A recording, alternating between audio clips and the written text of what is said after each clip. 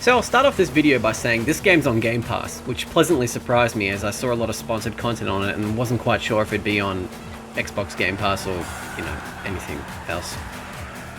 Really, there's nothing else other than Xbox Game Pass that does that sort of thing, so to see it on there was really cool.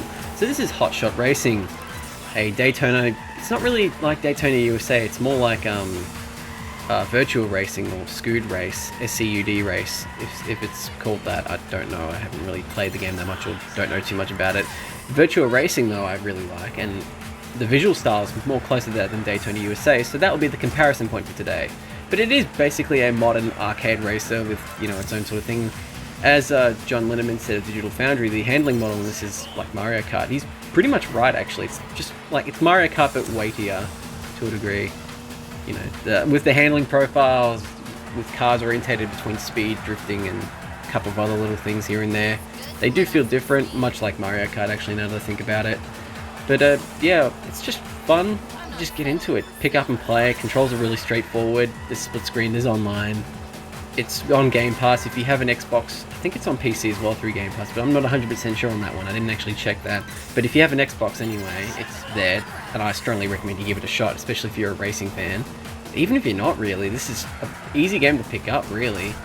But and split screen makes it a good choice for if you have, well, actually, thanks to COVID, friends over is kind of not really an option, so should have probably thought about that one before I said it, eh? But still, the game's there, it's fun.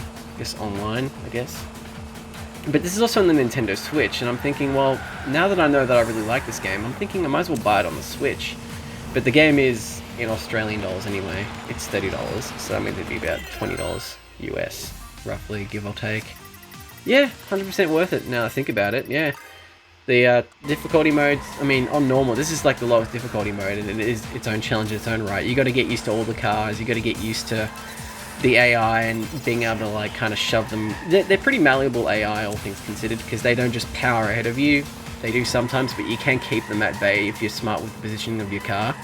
And generally, I just find the track design to be really cool as well, and the car variety, I mean, they're based off real cars, but they're not named after it. Like, there's an LMP 900 car there. I think it's an LMP 900 car. It could be an LMP1 car from, like, the early days in the early aughts, but, I mean, I know my car is based off the Pontiac Firebird to a degree.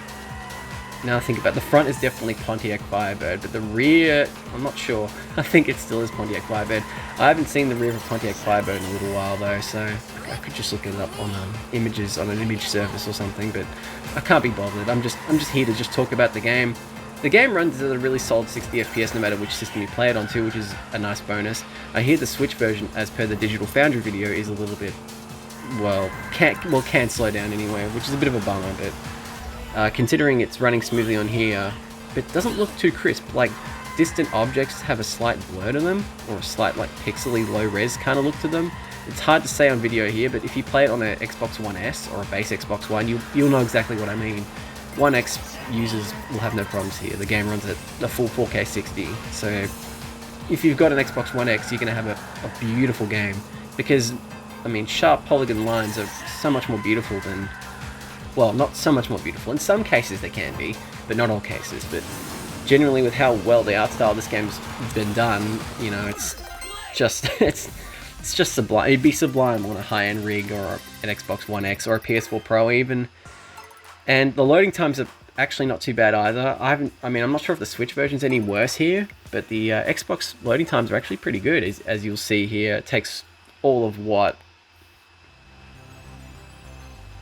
I'm actually like pausing here to just prove a point here.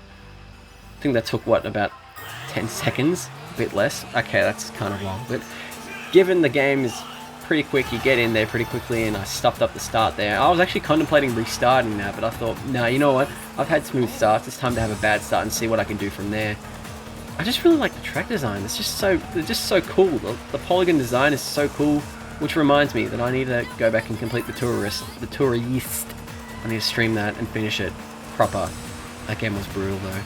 But also, I should actually take a moment to just say in other news, I've actually finally finished my course, meaning I've now got a certificate in, well, a certificate in basic knowledge of automotive mechanics anyway, very basic stuff.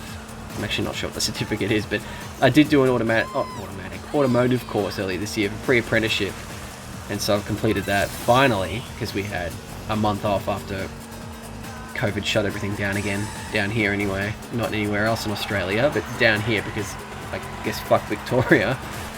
So we had that happen, and of course had like a few days left. We literally just had a few days left, and we were like, alright, well, we'll do the stuff we can do online, and then the rest of it we'll do in class. And I'll be like, okay, well, we'll be back in within like 2 weeks or so. Nope, it took us nearly 2 months to go back.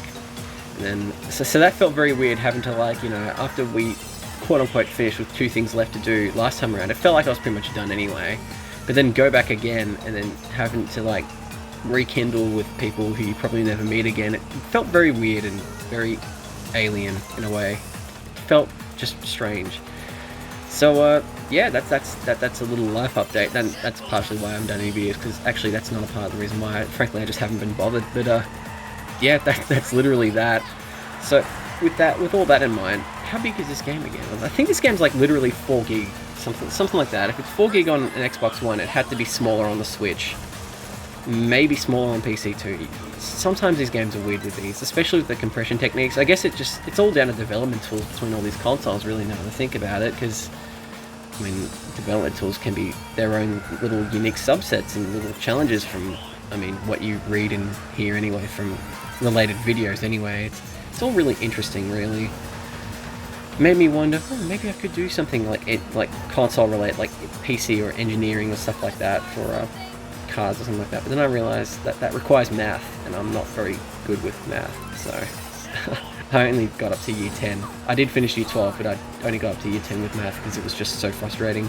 But anyway, that's Hotshot Racing on the Xbox One. As I said before, it's on Game Pass. Give it a shot if you have an Xbox. Thank you for watching. See you in the next video.